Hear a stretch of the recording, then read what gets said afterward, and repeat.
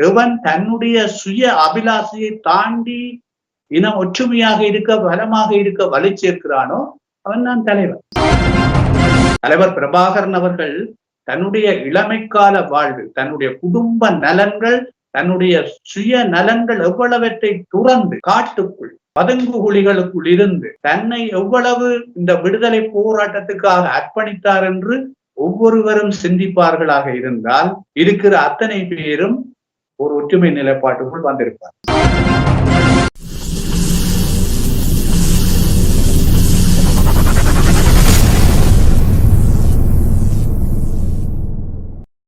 அன்பான உறவுகளுக்கு வணக்கம். நீங்கள் பார்த்துக் கொண்டிருப்பது அரசியல் ஆய்வுக்களம். அரசியல் ஆய்வுக்களத்தில் சிறப்பு அரசியல் ஆய்வுக்களத்தோடு இணைந்திருக்கின்றோம். வழமை போலவே சிறப்பு அரசியல் ஆய்வுக்களத்தில் மட்டுமல்ல, பொதுவான அரசியல் ஆய்வுக்களத்திலும் கலந்து சிறப்பிக்கின்ற பாகுவதாஸ் அவர்கள் இணைந்திருக்கின்றார். டெலோபன்யாழ் மாவட்ட அமைப்பாளராகவும், அது மட்டுமல்லாமலுக்கு ஒரு சிறந்த வரலாற்று ஆசிரியராகவும் வடக்கு மாகாண முன்னாள் உறுப்பினராகவும் பணியாற்றியிருந்த சபாகுவதாஸ் அவர்களை இணைத்துக் கொள்கின்றோம்.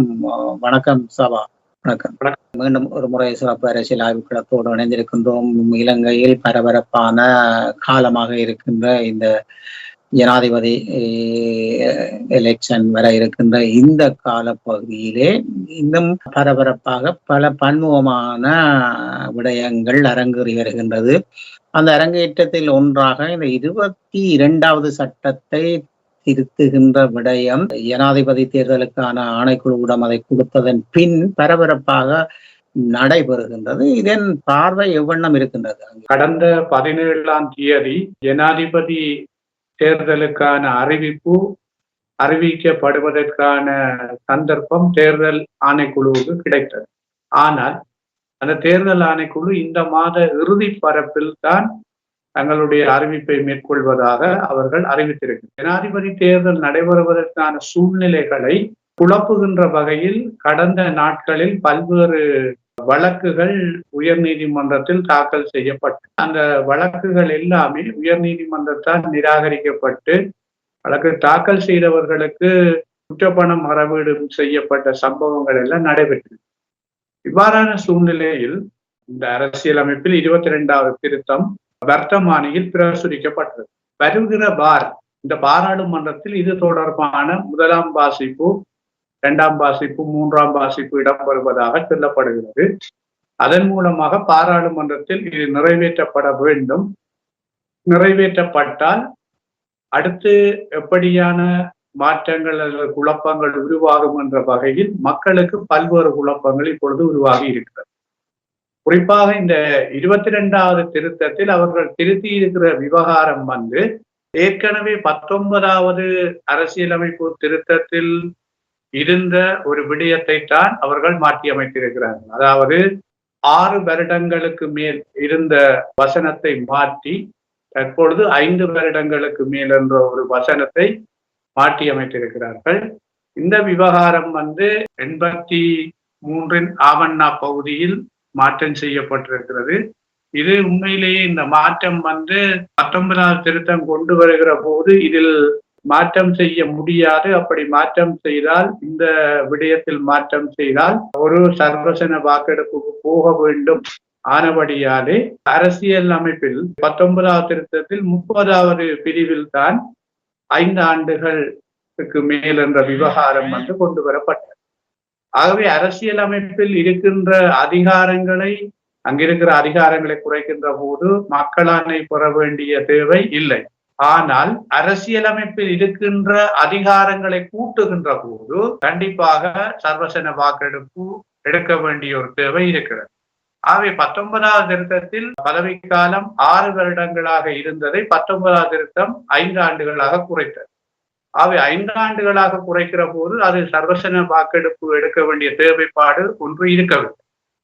ஆனால் மாறாக தற்பொழுது 22வது பதவி ஆயுள் காலத்தை கூட்டுகின்ற போது அது மக்கள் ஆணை ஒன்றை பெற வேண்டிய தேவை இருக்கிறது. ஆகவே இங்கு ஜனாதிபதி தேர்தல் நடைபெற வேண்டிய ஒரு காலகட்ட பரப்பில் இப்படியான ஒரு திருத்தம் வருகிற போது அது அந்த திருத்தத்தினுடைய முடிவு என்ன சொல்ல போகிறது என்றால் அது மக்கள் ஆணை பெற வேண்டும். அவை சர்வசன வாக்கெடுப்பு எடுக்கப்பட வேண்டும். இது சர்வசன வாக்கெடுப்பு நடைபெற போகிறதா அல்லது ஜனாதிபதி தேர்தல் நடைபெறப் போகிறதா என்ற ஒரு குழப்பகரமான சூழல் தற்பொழுது மக்கள் மத்தியில் உருவாகி இருக்கிறது.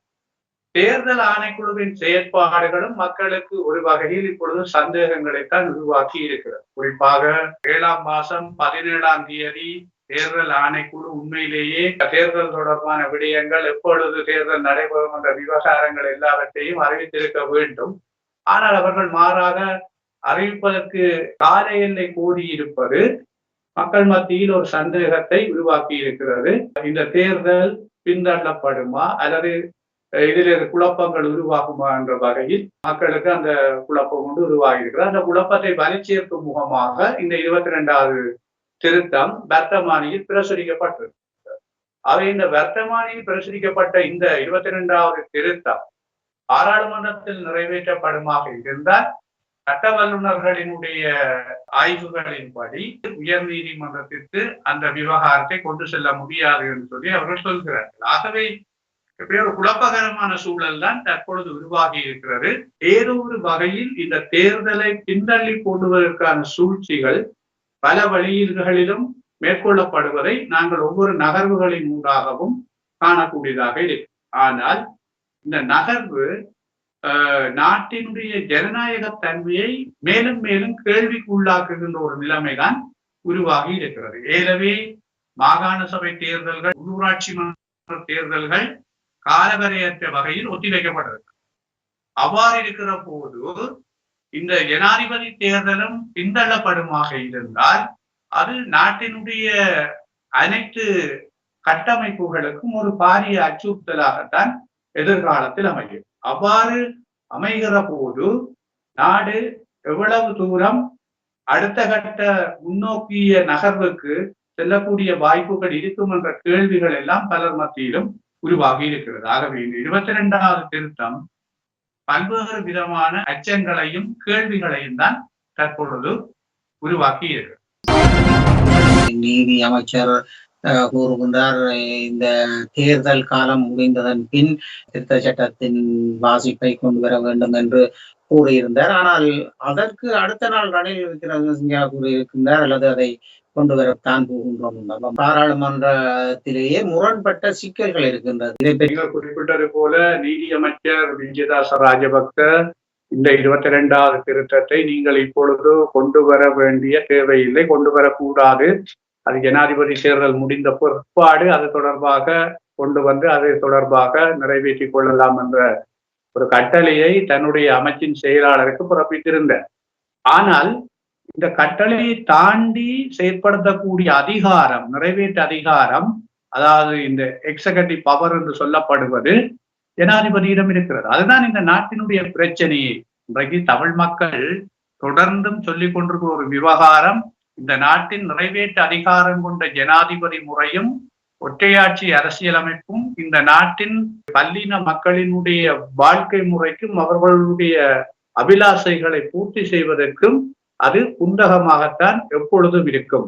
அதே நேரம் இந்த நாடு தொடர்ச்சியாக பின்னோக்கி செல்வதற்கு ஒரு சர்வாதிகார தன்மையுடைய நாடாக ஆட்சியாளர்கள் திகழ்ந்து கொண்டிருப்பதற்கும் அந்த நிறைவேற்று அதிகாரம் கொண்ட ஜனாதிபதி முறைமைதான் மிக முக்கியமான காரணம். ஆகவே இந்த இடத்தில் அந்த நிறைவேற்று அதிகாரத்தை ரணில் விக்ரமசிங்கே அவர்கள் பாவித்து இந்த 22வது திருத்தத்தை நீதியமைச்சருடைய அறிவிப்பையும் தாண்டி அவர் வர்த்தமானியில் பிரசுரிப்பதற்கான ஏற்பாட்டை கேபினெட்டில் எடுத்திருக்கிறார். நிறைவேற்று அதிகாரம் என்பதுதான் இங்கு இவ்வாறான ஒரு சூழ்நிலைக்கு, குழப்பகரமான சூழ்நிலைக்கு மிக பிரதானமான காரணமாக இருக்கிறது. அதாவது பாராளுமன்றத்தினுடைய விவகாரங்களை தாண்டி சில நடவடிக்கைகளை கத்துணிவாக செய்யக்கூடிய வகையில் ஜனாதிபதிக்கு இருக்கிற அந்த நிறைவேற்று அதிகாரம் இப்படியான குழப்பங்களை தொடர்ந்து உருவாக்கத்தான் போகும்.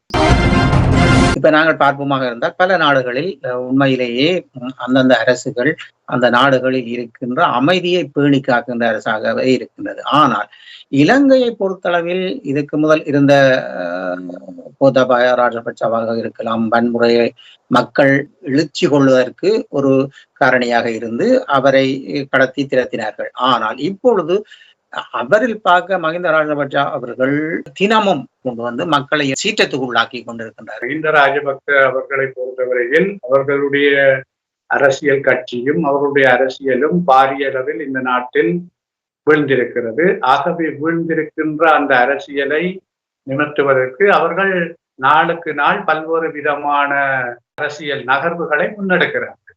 அது அவர்களுடைய கட்சிக்குள்ளேயே பெரும் குழப்பமான ஒரு சூழல் தான் இருந்து கொண்டிருக்கிறது. அந்த குழப்பமான சூழலில் அவர்கள் தீர்மானித்திருக்கிற வேட்பாளர் உண்மையாக ரணில் விக்ரமசிங்கே அவர்கள் தான்.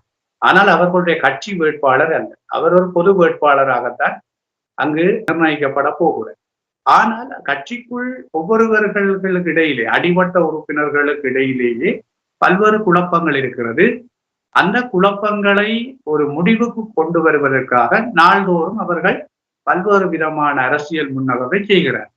அதே நேரம் ரணில் விக்ரமசிங்கே அவர்களும் தேர்தலில் தான் வெல்வாரா வெல்ல மாட்டாரா என்பதை அவர்கள் தங்களுடைய புலனாய்வு கட்டமைப்புகளின்படி நாள்தோறும் ஆய்வு செய்து கொண்டுதான் இருக்கிறார்கள்.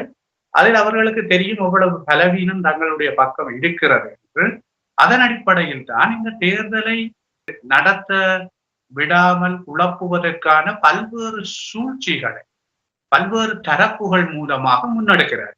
அந்த முன்னெடுப்பினுடைய ஒரு இறுதி கட்டமாகத்தான் நாங்கள் இந்த 22வது திருத்தத்தை பார்க்க முடியும்.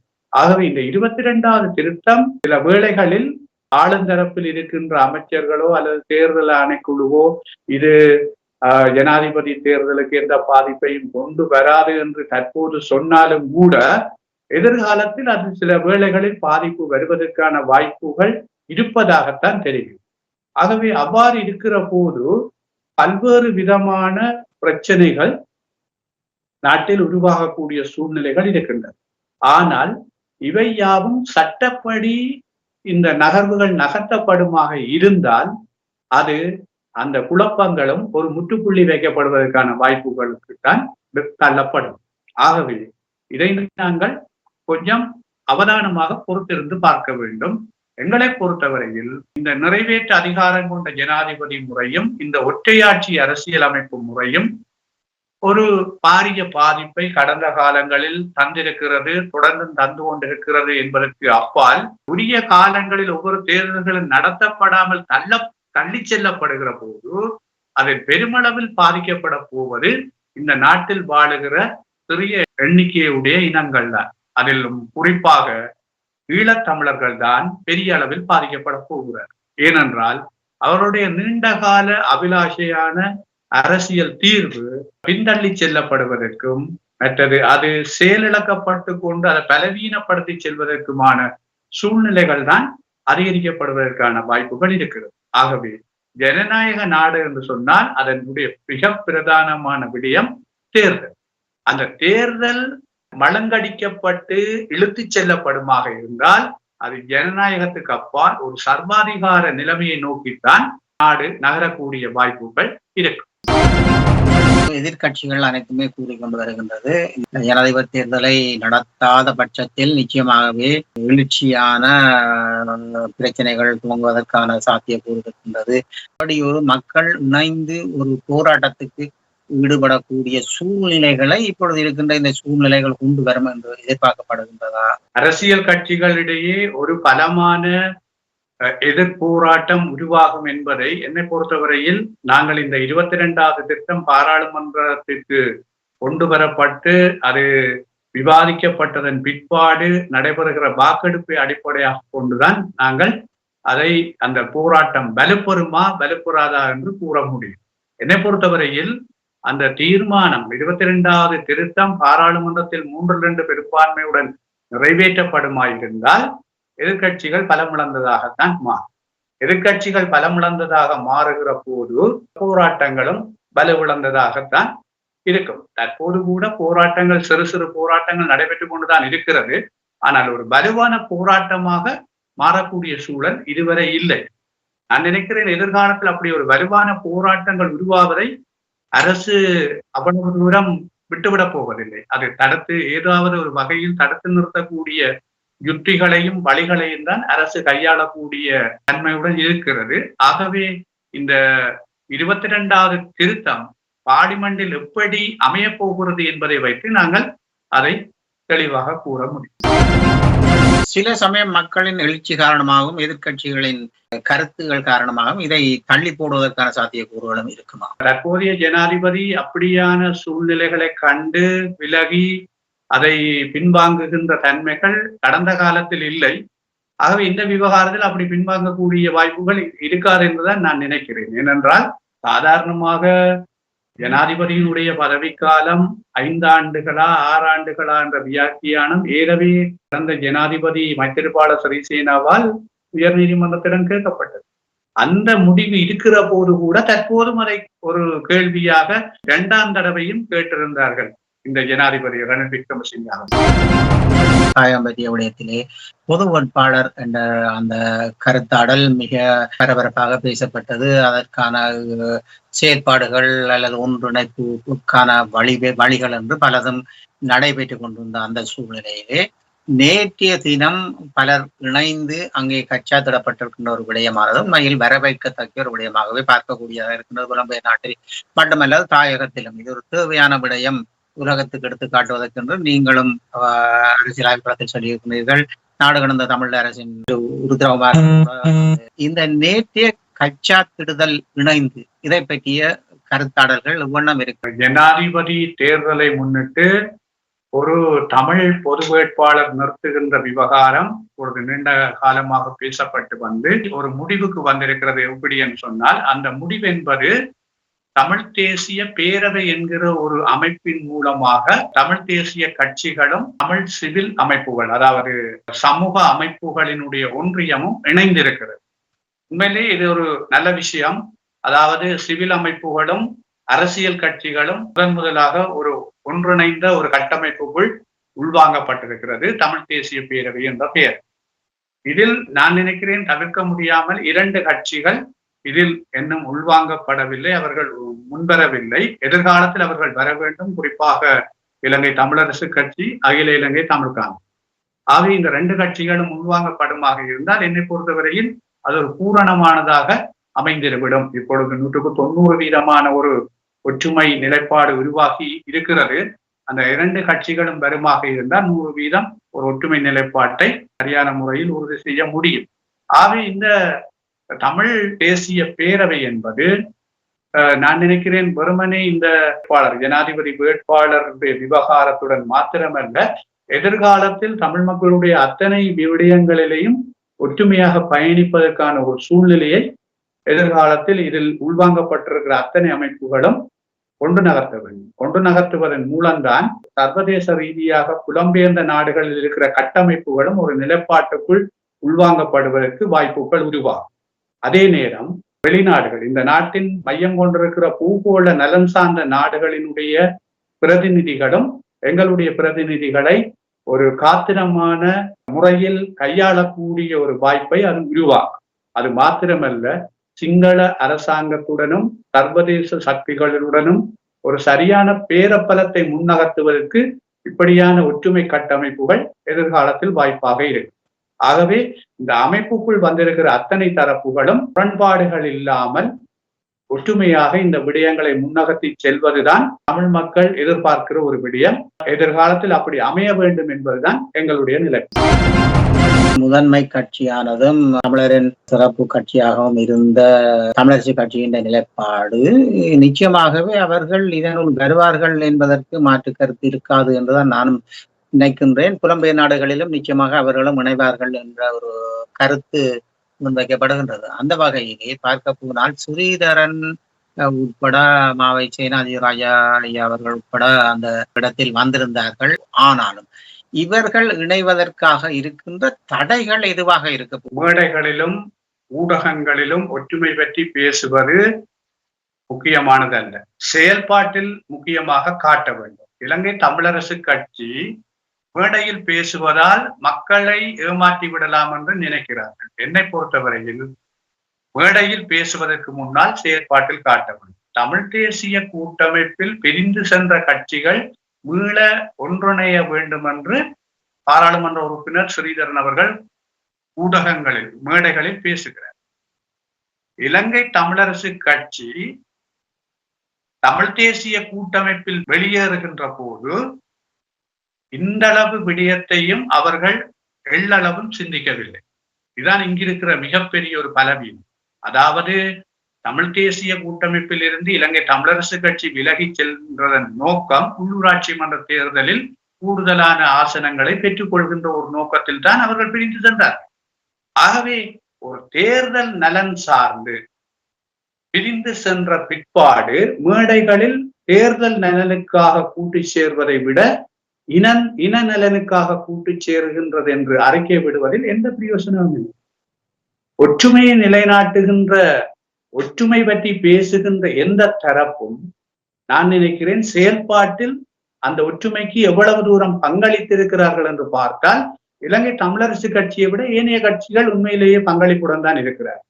விட்டு கொடுப்புகளை செய்திருக்கிறார்கள். அவர்கள் அதாவது ஆசன எண்ணிக்கையில் குறைந்த பிரதிநிதித்துவத்தை கொண்டிருந்தாலும் ஒற்றுமை என்றதை வலுப்படுத்த வேண்டும் என்பதில் அவர்கள் விட்டு கொடுத்து பயணிக்க தயாராக இருக்கிறார்.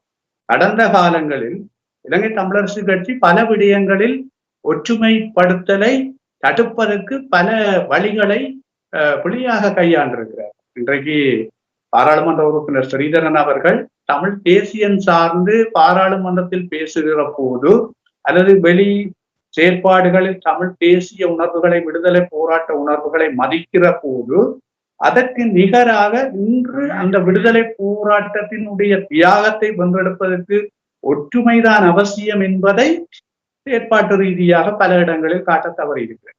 கடந்த காலங்களில் உள்ளூராட்சி மன்ற தேர்தல் காலங்களில் நான் நினைக்கிறேன் 2018ஆம் ஆண்டு காலகட்ட பரப்பில் கிளிநொச்சி மாவட்டத்தில் ஏனைய கட்சிகள், தமிழ் தேசிய கூட்டமைப்பில் இருக்கிற ஏனைய கட்சிகளை புறக்கணித்து இலங்கை தமிழரசு கட்சி மாத்திரம்தான் 3 சபைகளுக்கு வேட்புமனு தாக்கல் செய்தது.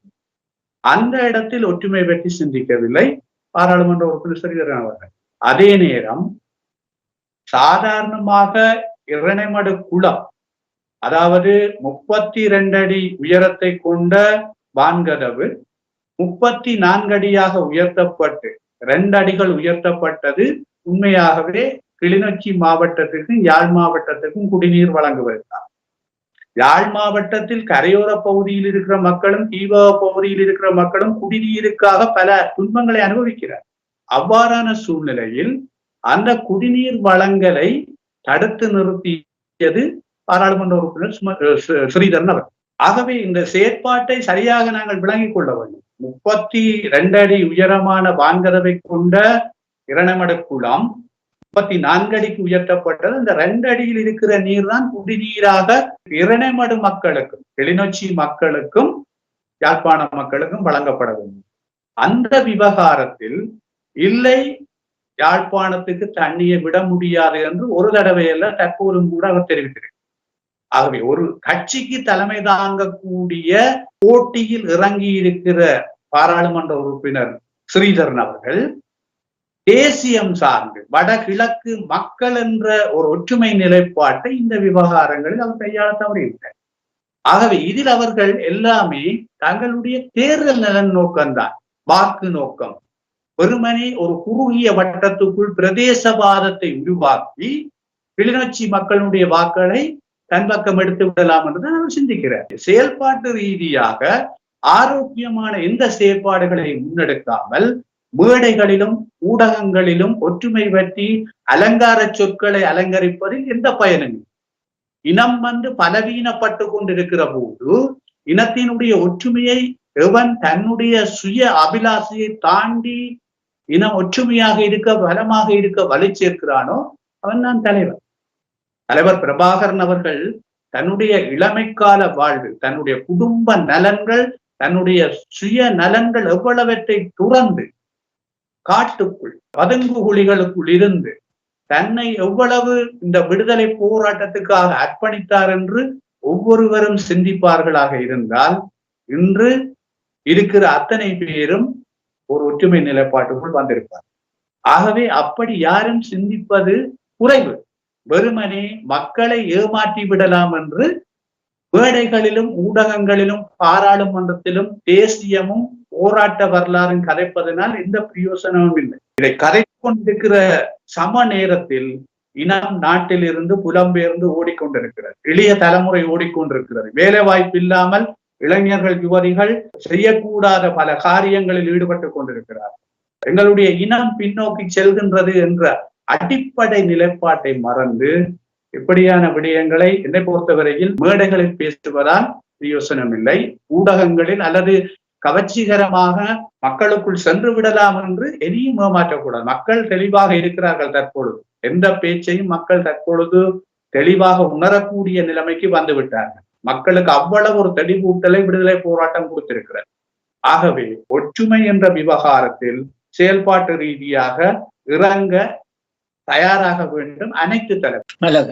மக்களுக்கான தேவைகளை பூர்த்தி செய்கின்ற எவரோ அவன்தான் தலைவனுக்கு நிகராக இருக்க முடியும் என்பது உண்மையான விடயம். அதை நாங்கள் பல இடத்தில் கூறியிருந்தாலும் கூட அதை தெரியாதவர்கள்ல இந்த ஆட்சியாளர்களும் அல்லது பாராளுமன்ற உறுப்பினர்களும் அந்த வகையிலே அவர்களும் இதை சிந்திக்க வேண்டும் என்று கேட்டுக்கொண்டு இன்றைய அரசியல் ஆய்வுகளத்தில் கோதாஸ் அவர்கள் தாயகத்திலிருந்து எங்களுடன் இணைந்து பல வருடங்களாக இணைந்து பொதுவான ஒரு நோக்கோடு பல தமிழ் மக்களுக்கு தேவையான தமிழர்களுக்கு தேவையான விடயங்களை கூறி வருகின்ற சபா கோதாஸ் அவர்கள். இவர் டெலோவின் யாழ் மாவட்ட அமைப்பாளராகவும் ஒரு வரலாற்று ஆசிரியராகவும் அது மட்டுமல்ல வடக்கு மாகாண சபையின் முன்னாள் உறுப்பினராக இருந்தவரும். அவர் சிறப்பாக பல பொது வேலை திட்டங்களை செய்து வருகின்றவராக இருக்கின்ற சபா கோதாஸ் அவர்களுக்கு நன்றிகளை கூறிக்கொள்ளும். சபா கோதாஸ் அவர்களை மீண்டும் அடுத்த அரசியல் ஆய்வுகளுக்கு சென்றார். இவன் தன்னுடைய சுய அபிலாஷையை தாண்டி இனம் ஒற்றுமையாக இருக்க பலமாக இருக்க வலி சேர்க்கிறானோ அவன் தான் தலைவர். தலைவர் பிரபாகரன் அவர்கள் தன்னுடைய இளமைக்கால வாழ்வு, தன்னுடைய குடும்ப நலன்கள், தன்னுடைய சுய நலன்கள் எவ்வளவற்றை துறந்து காட்டுக்குள் பதுங்கு குழிகளுக்குள் இருந்து தன்னை எவ்வளவு இந்த விடுதலை போராட்டத்துக்காக அர்ப்பணித்தார் என்று ஒவ்வொருவரும் சிந்திப்பார்களாக இருந்தால் இருக்கிற அத்தனை பேரும் ஒரு ஒற்றுமை நிலைப்பாட்டுக்குள் வந்திருக்கும்.